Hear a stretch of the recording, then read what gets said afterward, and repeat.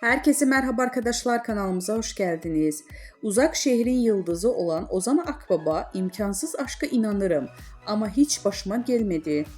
Kanal D'nin sevilen dizisi Uzak Şehrin Yıldızı Ozan Akbaba bir yandan Bak Postacı Geliyor filminin beyaz perdede boy gösteriyor. Ünlü oyuncu hem Uzak Şehir macerası hem de yeni filmi ile ilgili çok özel açıklamalar yaptı.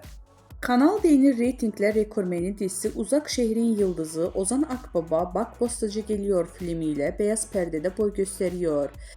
Yönetmeni Yüksel Aksu'nun babasının Osman Aksu'nun hayatını anlattığı filminde başarılı oyuncu Akbaba ile projeyi konuştuk. Osman'ın tam bir Anadolu adamı, her şeyi safça yaşıyor, özellikle aşkını dile getiren ünlü oyuncu filmin yanı sıra uzak şehir ve aile hayatıyla ilgili soruları da yanıtladı. Güzel bir yolculuktu. Senaryo iyiydi, ekip iyiydi, çektiğimiz şehir çok güzeldi. Senaryonun enerjisi de çok iyiydi. İmkansız aşka inanır mısınız sorusuna, filmde Osman imkansız aşkı için mücadelesini anlatıyoruz. Siz imkansız aşka inanır mısınız sorusuna, inanırım tabii ki. İmkansız aşk var. Sizin başınıza geldi mi sorusuna benim başıma gelmedi ama bir takım çıkarımlarda bulunuyor insan. Çünkü dünya üzerinde bir sürü imkansız aşk hikayesi var.